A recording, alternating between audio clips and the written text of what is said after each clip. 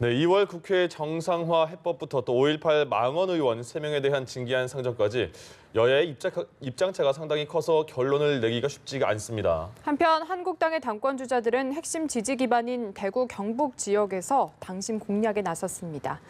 오늘의 정치권 이슈는 김성환 시사평론가, 바른미래당 이준석 최고위원과 함께합니다. 어서 오십시오. 안녕하십니까? 네, 안녕하세요. 예. 여야 지도부가 미국을 방문하고 와서 설 이후에는 이제 지도부가 처음 오늘 원내대표들이 만났는데 일단 오늘 국회 정상화를 위해서 만난 상황 어떻게 얘기가 나오는지 보고 오겠습니다. 의견이 있는 또 뭐 쟁점이 되고 있는 사안들에 대해서는 계속 논의를 하더라도 일단 국회를 소집해서 조건 없이 정상화하고 대화를 해서 빠른 시일 내에 국회를 정상화시키도록 그렇게 노력하겠습니다. 여당에게 우리가 합리적인 이야기를 했음에도 불구하고, 합리적인 조건을 이야기했음에도 불구하고 이 부분을 수용하고 있지 않기 때문에 더 이상 논의가 좀 어렵다는 말씀을 드립니다.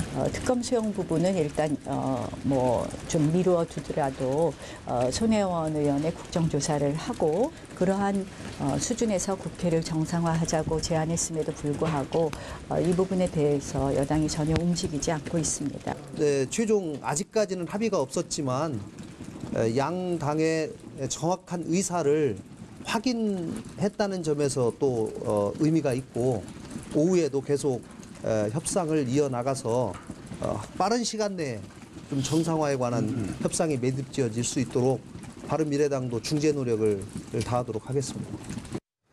네, 보신 것처럼 일단 여야가 합의를 내지 못하고 그냥 불발이 된 거죠. 여당은 일단 조건 없이 정상화를 하자 이렇게 말을 했고, 야당은 손혜원 국정조사를 같이 포함시켜야 된다 이렇게 말했는데, 먼저 이준석 위원님, 김관영 원내대표가 오후에도 협상을 이어갈 수 있지 않을까라고 말을 했잖아요. 근데 오후에는 네. 지금 한국당도 대구에 들어가 있고 오후에는 어렵지 않습니까 오늘? 저분들이 최근에 미국을 같이 갔다 오셨거든요. 예. 그렇기 때문에 거기서 다 이미 협상했을 겁니다. 아, 저는 그렇게 그렇게. 이게 발표만 저렇게 한 겁니까? 저도 해외 여야 정치인 같이 가는데 몇 번 따라가 보면요. 네.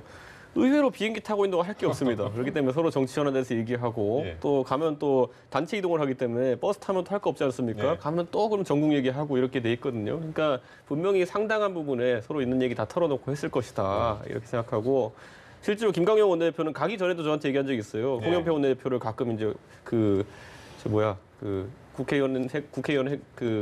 국회 본청에 있는 샤워실이나 이런 데서 보게 되면, 목욕탕에서 보게 되면은 이런저런 허심탄회한 얘기 다 한다 이렇게 했는데, 사실 저분들이 서로 입장을 몰라서 그러는 건 아닐 테고 각자 자기 당내에서 좀 불편하게 생각하는 사람 설득하는 과정 중에 있다. 예. 그래서는 곧 타결이 될 것이다 이렇게 생각하고요. 우리가 예. 상식선에서 봐도 지금 민주당 같은 경우에는 전부 내어주지 않겠다라는 입장을 견지하고 있는 거거든요. 네. 그런데 지금까지 단 한 번도 국회 협상이 그렇게 타결된 적 없습니다. 한쪽이 일방적으로 내주는 형태로. 그렇기 때문에 분명히 민주당도 어느 정도 내줄 수 있는 것 접점을 찾았을 것이고, 자유한국당도 지금 뭐 이렇게 계속 이제 뭐 백과사전식으로 자꾸 다 끌어들여가지고 하는 것보다는 추려가지고 예를 들어 손혜원 의원 건에 대해서만 정확히 하자라든지 이런 식의 입장을 내놨을 것이고, 저희 바른미래당 입장에 뭐 중재자 역할 아니겠습니까? 네. 저희는 계속 이제 이야기하던 것이 뭐 그런 과거에 보면 두 가지 사안들로 대립했는데, 조혜주 건이랑 그리고 이 손혜원 의원 국정조사 건 갖고 대립했는데 그 중에 하나 정도는 어떻게 좀 조정해 볼 수 있지 않겠냐는 입지를 갖고 있었기 때문에 예. 저는 분명히 타결이 이루어질 것이다 이렇게 봅니다. 그럼 생각보다는 좀 빨리 타결이 될 것이다 이렇게 봐도 되는 겁니까? 근데 이제 자유한국당이 정치 일정상으로 지금 계속 이제 전당대회 국면에 들어가 있기 때문에 뭐 자유한국당 입장에서는 지금 어떤 협상에 나선다 하더라도 사실 그것이 새로 들어서는 당 지도부의 입장과는 관계가 없는 것이기 때문에 조금 지연시킬 가능성은 있지만은 근본적으로 타협의 틀 같은 경우에는 예. 이미 뭐 제가 말했던 것처럼 일부를 취하는 방식으로 되지 않을까 이렇게 생각합니다. 김성환 평론가님은 어떻게 예측하세요? 글쎄요, 국회 저는 정상화? 뭐 지금 국회문을 계속 안 열고 있는 상황 아니겠습니까? 네. 1월 임시국회도 지금 무산이 됐고 2월 보이콧 시작되고 난 다음에 지금 반달이 지나가고 있는 상황이고, 뭐 한 열흘만 지나면 벌써 2월도 지나가는 거 아닙니까? 저는 만약에 합의를 한다 하더라도 2월 국회는 개점 휴업 상태가 될 것이다. 실질적인 성과를 기대하기는 어렵다 이렇게 생각을 하는데요. 예. 왜냐하면은 지금 뭐 민주당도 마찬가지고 자유한국당도 마찬가지고 일종의 전열 재정비 기간이다. 그러니까 지금 뭔가를 내놔서 그걸 실질적인 협상이나 이런 것들을 성과로 낼 수 있는 상황이 못 된다는 거예요. 왜냐하면 모든 국민, 뭐 예를 들면은 민주당을 지지하지 않는 그 자유한국당 지지자까지 돌아볼 만큼 형편이 못 됐던 거예요. 그동안의 민주당을 보면. 예. 일종의 이제 집권 3년차 현상이라고도 볼 수 있는데요. 그러니까 집권 3년차에 들어서면서 경제 민생 문제가 많이 부각이 됐고 그동안에 여러 악재가 있지 않았습니까? 그 사이에 민주당 지지자들조차 굉장히 이완이 많이 돼 있는 거예요. 그러니까 어떤 방식으로든 현 국면에서 지지자들을 좀 끌어모으는 방식으로 정치 패턴을 좀 바꿔야 할 필요가 있다는 걸 민주당도 좀 절감하고 있다고 보고요. 자유한국당 입장도 거꾸로 보면 마찬가지예요. 거긴 이제 완전히 백지 상태에서 시작한 거랑 마찬가지거든요. 그 탄핵 이후에 당이 연전 연패하면서 선거에서 완전히 지지층이 파산했다고 할 정도로 흩어져 있었는데 예. 사실은 문재인 대통령 지지율이 빠지면서 지지층이 조금씩 모이기 시작했다는 거죠. 이 느슨해지고 이완돼 있던 지지층을 한꺼번에 이렇게 쫙쫙 몰아서 좀 단결시킬 필요가 있다고 보는 겁니다. 그러니까 그동안의 악재에 대해서 합리적으로 생각할 때 지나치게 과하다 싶을 만큼 많이 강공으로 밀어붙였거든요. 예. 그러니까 그런 과정이 양쪽에서 바라볼 때 정치 전략적인 측면에서 아직까지는 끝나지 않았다. 일종의 지정학적인 대립같이. 그러니까 그게 좀 정리가 돼야 그다음에 실질적인 뭔가 주고받기식 협상이 가능할 것이다. 저는 그렇게 생각합니다. 저는 그런데 여기서 민주당은 좀 약간 지금의 태도를 바꿔야 되는 것이 처음에 손혜원 의원 논란이 터졌을 때 손혜원 의원이 기세등등하게 가가지고 나 이제 민주당 당적 버리겠습니다. 이렇게 얘기했을 때 많은 국민들이 아 그래 저렇게까지 하는구나 받아들였던 거는 손혜원이라는 사람이 어쨌든 여당이라는 방어막을 버리고 여당이라는 어떤 튼튼한 방어막을 버리고 이렇게 임하겠다는 거 보니까 어느 정도 진정성을 믿어주자라는 게 있었거든요. 네. 그러면은 무소속 의원이 되고 이런 조사 절차에 임하겠다는 것을 밝힌 것으로 볼 수도 있는데 그게 아니라 지금 보면은 자당 의원도 아닌데 여당에서 손혜원은 안 된다 이렇게 막아주고 있는 것 자체가 결국에는 위장탈당이었다 얘기를 들을 수밖에 없는 것이 아니 자당 의원도 아닌데 왜 이렇게 방어해 줍니까? 좀 하면 되지. 예. 그러니까 저는 결국에는 지난번에 민주당에서 결국엔 손혜원 의원 사태를 수습하기 위해 보여준 이런 행동들이 진정성이 없다라고 보는 것이 지금 야당과 야당을 지지하는 국민들의 생각이기 때문에 저는 그 부분에 있어서는 적어도 여당이 풀어줘야 된다. 예. 거기다 대고 갑자기 뭐 국민적으로 크게 이슈화도 되지 않은 송원석 의원 건이나 이런 걸 들고 와가지고 다 이것도 같이 하자 그러면요. 그런 식의 논리가 먹힐 것 같으면 옛날에 정유라가 말 타다가 문제됐다면요. 지금 말 타는 사람 다 불러서 국정조사 하자라고 했으면은 말도 안 되는 얘기잖아요. 저는 이번에 문제가 되고 또 거기다 대가지고 아주 이제 민주당에서 당적까지 버리면서 손혜원 의원이 뭐 당적 내려놓고 성실하게 임하겠다는 자세를 보였기 때문에 네. 그 정신을 받아들여가지고 국정조사 가야 되는 겁니다. 알겠습니다. 저기에 대해서 제가 한 말씀 드릴 네네. 수밖에 네. 없는데요. 여기까지 하고 넘어갈게요. 네. 예. 그러니까 저는 이쑤시개로 바윗돌이를 자꾸 들쳐가지고 지금 바윗돌 굴리려고 하고 있다고 생각하는데요. 손혜원 의원이 부동산 투기를 했느냐 안 했느냐는 논란은 좀 뒤로 차치하고서라도 그동안에 자유한국당이 주장한 게 뭡니까? 손혜원 의원이 김정숙 여사하고 친구라고 해서 권력형 비리라고 했잖아요. 아니요, 초권력형 비리라고 했잖아요. 예. 그러면 국정조사 시작하면 어떤 현상이 벌어질까요?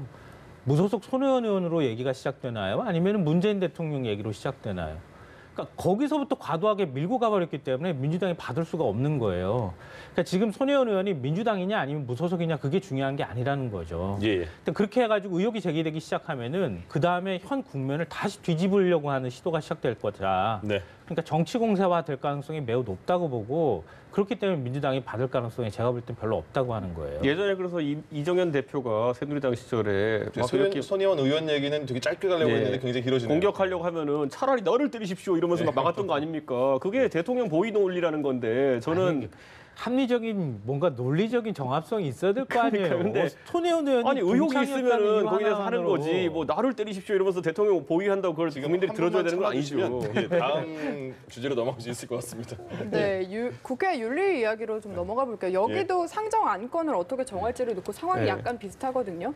민주당은 5.18 망원 의원들만 이야기를 하자. 지금 네. 그리고 한국당은 다 같이 하자. 이 이야기잖아요. 이 부분은 어떤 게 맞다고 보시나요? 그러니까 둘 다 지금 물타기의 정석을 보여주고 있는 것이 그 국정조사 하자 그러니까 손혜원 의원 말고 뭐 예를 들어 이장우 의원이나 아니면은 저 송원석 의원까지 끌어들이자라고 하는 것이나 예. 지금 윤리위에서도 보면은 5.18 망언 하신 분들이 이렇게 당연히 국민적으로 이슈가 됐고 공분을 사고 있으니까 이분들에 대해 징계하자 그러니까 한다는 말이 다른 사람 다 끌어다가 징계위에 넣고 얘기하자 이런 게 하는데 네. 저는 이거 자체가 전형적인 사전적 정의의 물타기거든요. 저는 이런 행태 자체를 양비론적으로 비판하겠습니다. 둘 다 나쁜 쪽이에요, 제 생각에는.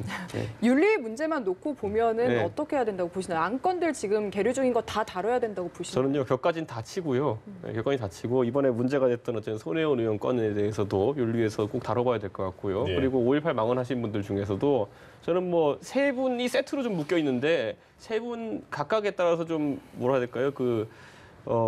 좀 품위 유지를 못한 측면이 다르다. 그래서 그 중에서 좀 추려가지고 한 2명 정도는 제 생각에 넣었으면 좋겠다 이런 생각합니다. 누굽니까?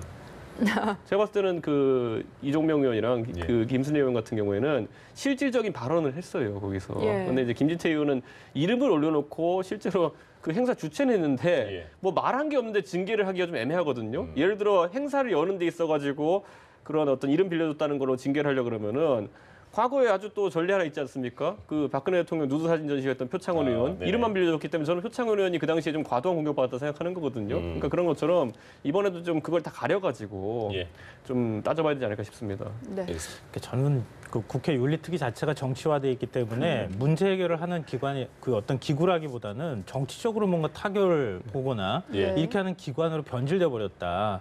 그러니까 안건을 상정하는 것 자체가 굉장히 뭐랄까, 예, 그리고 통과시키는 것 자체가 이 힘든 구조가 돼 있다고 생각하고요. 예.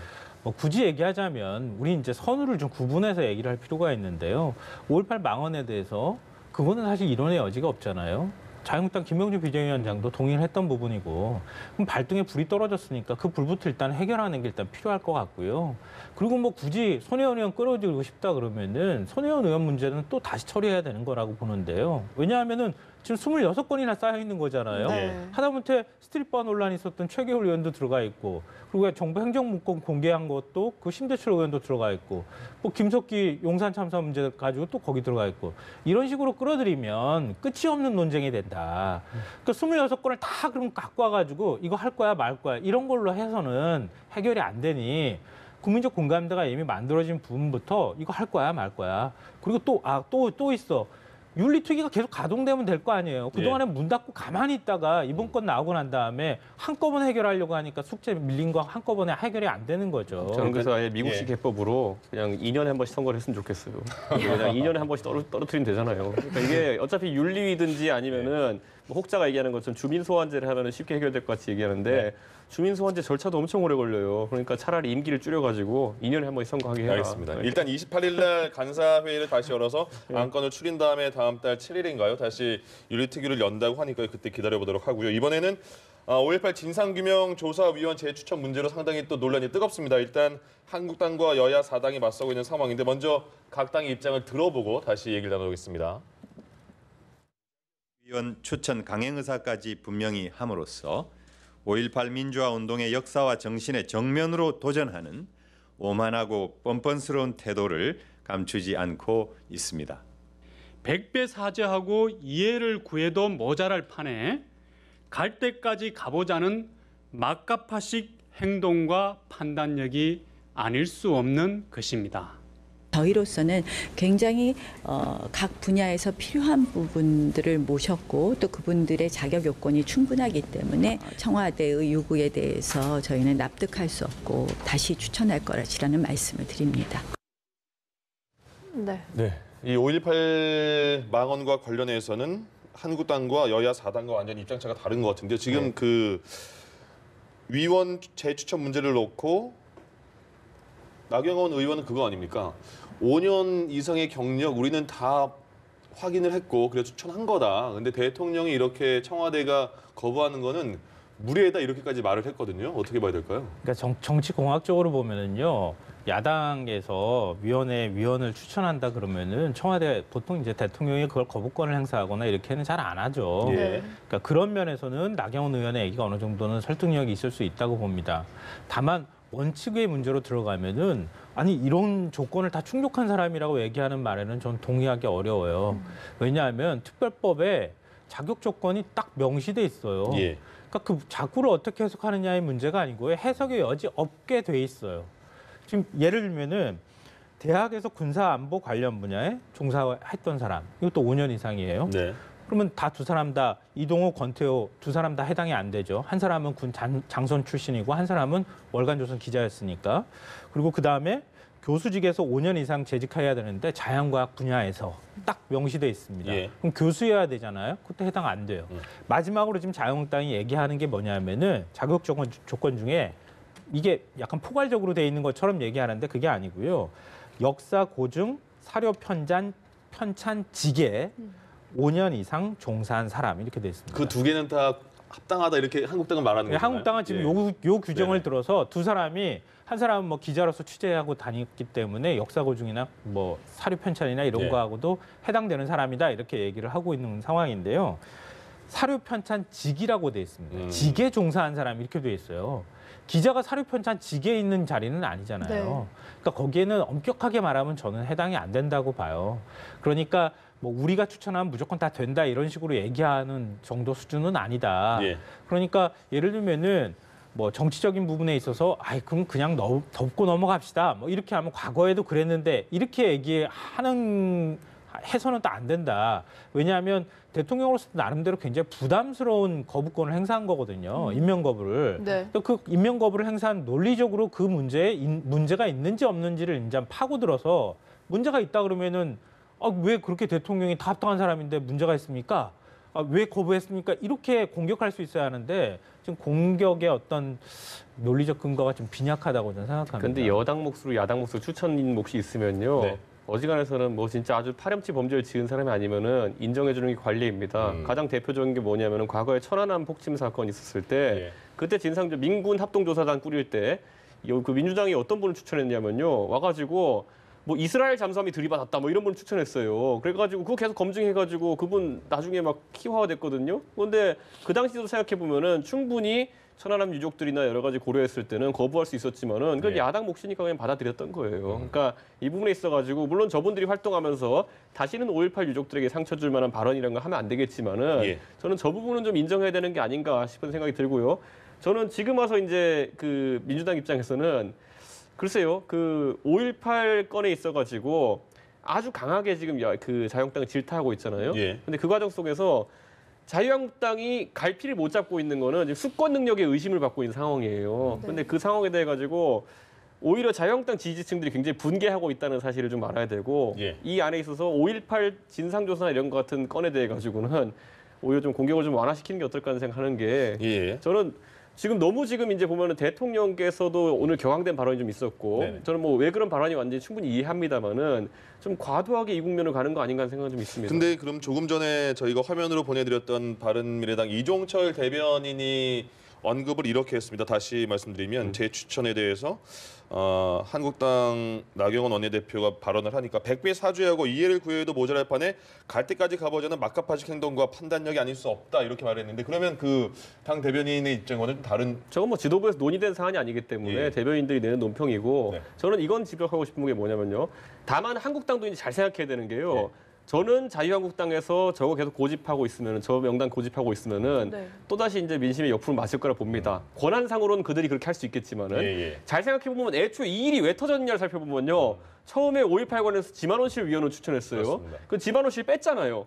그 지만원 씨 굉장히 화날 거 아닙니까? 그 뒤로 몇 번이나 이제 분노를 표출했어요, 밖에다가. 예. 그러다 보니까 제 생각엔 그 토론회 자체를 한 이유 자체가 지만원 씨를 좀 달래려는 의도가 있었다 봐요. 근데 그러다가 지금 이런 대형 사고 터진 거 아닙니까? 네. 저는 마찬가지로 이번에 언급된 분들 이 상태로 지금 자유한국당이 모르쇠 모드로 이렇게 제 생각엔 좀 아까 말했듯이 좀 논리적으로 협상하려는 것이 아니라 모르쇠 모드로 가가지고 밀어붙이려고 한다 그러면은 또 국민적 역풍을 맞을 테고 그랬을 때 또 이제 이분들 화나면 나중에 어떻게 할 건가? 저는 계속 이 수렁에 빠지는 거거든요. 예. 자신들의 견고하고 아주 강경한 지지층이 있겠지만은 그분들을 바라볼 게 아니라 좀 제 생각엔 국민 전체를 바라보는 그런 인선을 했었으면 어쩔까?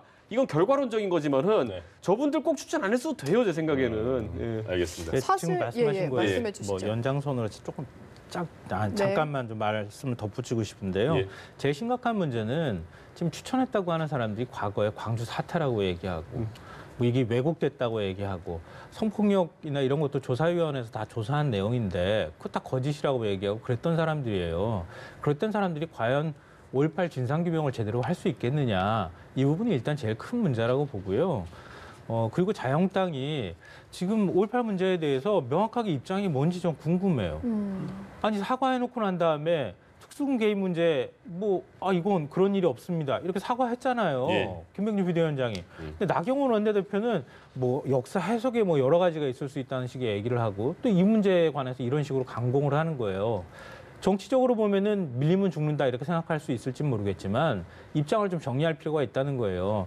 지금 그동안에 제기된 여러 의혹에 관해서 9차례나 정부 조사를 통해서 확인된 바가 있는 것이고 예. 그리고 난 다음에 북한군 특수군 개입 문제의 경우에는 지만호 씨가 주장을 해서 지만호 씨 주장을 한 걸 공청회에서 얘기하고 국회의원이 그 발언을 했기 때문에 문제가 된 거예요. 지금 이 조사위원 추천된 사람들은 국회의원이 아니기 때문에 덜 논란이 됐던 거거든요. 만약에 조사위원으로 들어가서 발언하면 어떡할 겁니까? 그럼 또 그때 가가지고 또 한 번 국민 여론이 뒤집어져야지 되는 거예요. 저는 그러니까 자유한국당이 입장을 좀 명확하게 저는 정리하라는 이거는 거예요. 보면서 뭐냐면 아까 말했듯이 천안함이라는 아주 중요한 국가의 그 어떤 폭침 사건에 있어서도 네. 누가 가서 이스라엘 잠수함 얘기해도 그분 없어도 숙적인 돌아갑니다. 대신 민주당 입장에서는 그 당시에 굉장히 중요한 기회를 야당 입장에서 행사할 수 있었는데 놓친 거죠. 그러니까 예. 저는 자유한국당도 이번에 저런 편협한 주장을 가지고 참여하는 분들이 있다면은 본인들이 어쨌든 수권 정당으로서 가져야 될 어떤 그런 책임감을 망각한 것이기 때문에 네. 그건 본인들이 책임지게 될 겁니다. 아마. 알겠습니다.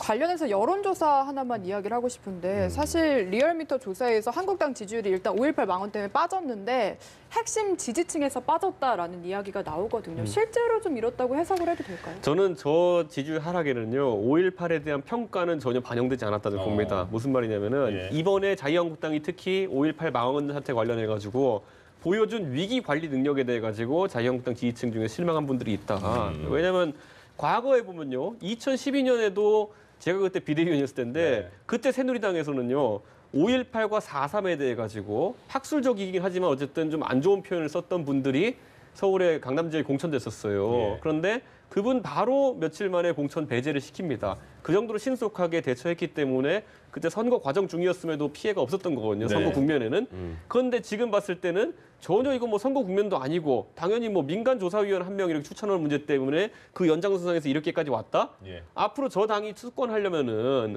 엄청나게 많은 이런 위기 상황들을 관리해야 될 텐데 그 관리 능력 자체에 좀 실망한 것이 아닌가. 그러다 보니까 핵심 지지층이라고 얘기하는 TK나 아니면 고연령층에서 좀 많이 60대에. 빠진 것이 아닌가 저는 이런 생각하게 됩니다. 알겠습니다. 그럼 차기 당 지도부 상황으로 이제 자연스럽게 옮겨 보겠습니다.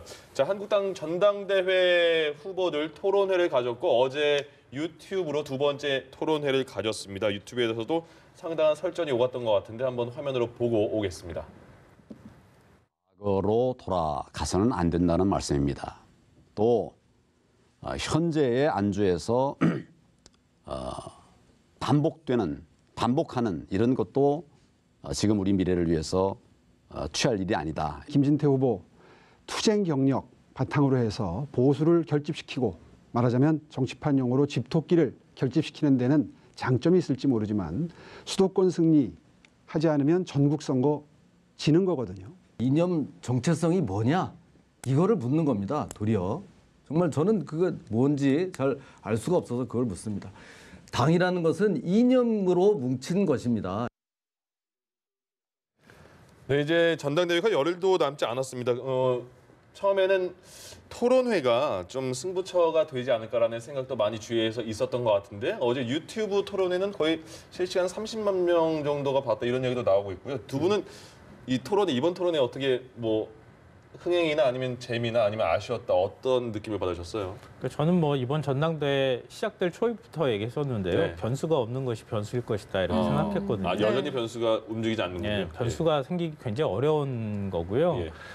그거는 이제 여러 가지로 해석할 수 있는 여지는 있겠지만 이미 상당히 많은 이 판세가 황교안 전 총리 쪽으로 기울어져 있었지 않았나 그렇게 생각하고요. 예. 그러다 보니까 각 캠프에서 선거 전략을 짜는 방식이 각자 상의했던 거죠. 그러니까 이 토론이라는 거 하는 게 서로 주고받아야 되는 거 아닙니까? 근데 주고받지를 않는 거예요. 황교안 전 총리는 어떻게 해서든 이 판세를 그냥 굳혀가지고 가야 되니까 싸움 안 걸고 혼자서 얘기하는 거죠.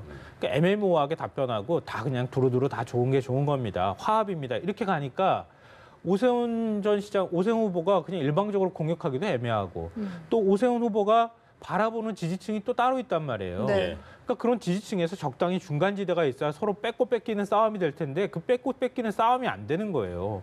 그리고 김진태 후보는 뭐 원래 확고한 그쪽에 사람 일부가 있는 것인데 네. 그러니까 서로 간에 토론이 돼야 되는데 토론이 안 되는 토론회가 돼버리고 예. 그러니까 뭐 재미가 없을 수밖에 근데 없는 지금 거죠. 이제 굳이 비교하자면요, 이 우리 테이프 이렇게 뜯을 때 보면은 그 잘 안 뜯기잖아요, 보면 네. 처음에. 그런데 예. 어떻게든 뜯어야 되잖아요, 처음에 그 잡아가지고. 근데 그걸 못 뜯어내고 있는 거예요, 지금 오세훈 후보나 이런 입장에서. 아직도요? 계속 빙빙빙 돌리고 있는 거예요, 보면 언제 뜯기지 하면서. 그런데 저는 사실 그 저도 최근에 전당대회를 치렀지만은. 네. 최근에 최근에 또 약간 전문가 아니십니까? 네, 근데 TV 토론에서 최근에 TK 가서 얘기한다고 해서 꼭 TK 얘기해야 되는 건 아니에요. 네. 그리고 PK 간다고 PK 얘기해야 되는 건 아니고요. 근데 지금 보면은 자유한국당의 좀 주자들이 많이 좀 그 예절 논란 때문에 경직되어 있다. 그러니까 자유한국당 지지층 같은 경우에는 아무래도 오히려 좀 도전적으로 말하는 사람에 대해서 마이너스 점수를 준다 이런 인식이 있기 때문에 네. 좀 그렇게 자제하고 있는 모습인데, 근데 반대로 또 후발 주자들 입장에서는, 뒤에 쫓아온 주자들 입장에서는 어떻게든 테이프를 뜯어야 되는데 안 되면 나중에 뭐 입으로 하든지 모양이 좀 안 좋아 보여도 예, 예. 해야 되거든요. 근데 예. 그게 지금 아직까지 나오지 않고 있다. 근데 이게 나중에 이제 시간을 좀 이제 적게 남겨놓고 절박해서 하면 진짜 추해 보이거든요. 입으로 막 이러고 있으면은. 그러니까 전 지금부터라도 좀 이제 테이프를 뜯겠다는 의지를 보이고. 특히 저는 이런 생각이 들어요. 황교안 총리에 대해 가지고 뭐 친박이냐 비박이냐 논란보다도 네. 저는 가장 궁금했던 것이 뭐냐면 그냥 전공법을 물어봐도 돼요. 황교안 총리께서는 예를 들어 안보관이 무엇이냐, 교육관이 무엇이냐, 경제관이 무엇이냐.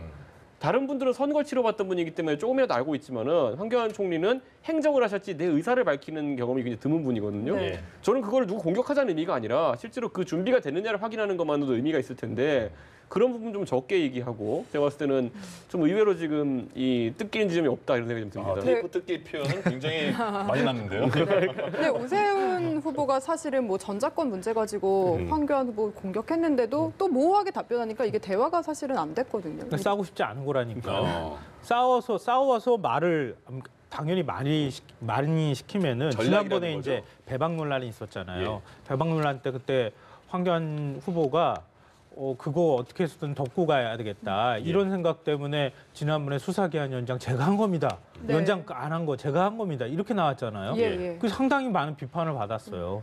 그래서 사실 그런 발언이 나올 수 있도록 다른 후보가 추궁을 하고 덤벼들어야 되는 건데 그런 발언을 아예 본인 스스로는 아예 안 하겠다는 생각하는 거예요. 예. 그래서 그냥 두루뭉술 다 두루뭉술 가고 있는 거예요. 그렇게 해도 된다고 보기 때문에 가는 거죠, 뭐. 근데 이제 가장 이제 전당대회나 이제 국회의원 선거 토론할 때 비열한 방법이 뭐냐면요. 네. 이 해가지고 홍보물이나 이런 거 다 읽어본 다음에 본인이 안 만들었을 것 같은 공약 같은 거 하나 해가지고 예. 여기다 보면 이렇게 해서 경제를 살리겠다 돼 있는데 이거 어떻게 하겠다는 겁니까? 물어보면은 대부분 다 못하게. 못해요. 그러니까 예. 그런 거부터 시작해가지고 경험이 있으신 거 테이프를 뜯을 수 있는 방법이 있어요, 분명히. 그런데 이거를 지금 오 시장님도 이제 서울시장 선거하신 뒤로는 TV 토론을 많이 안 하셨던 걸로 제가 알고 있거든요. 예. 그러다 보니까 이 과거에 좀 오히려 그 한명수 총리와 그리고 강금시 장관과 붙으면서 굉장히 달변으로 이제 TV 토론으로 떴던 분인데 네. 그때 감성이 아직까지 안 살아나는 것 같다. 그렇다면 지금 오늘 대구 경북에 와서 합동 두 번째 연설. 합동 연설인 거예요. 지금 하고 네. 있잖아요. 네. 하고 있는데 여기서 테이프가 뜯겨질지 모르겠는데 네.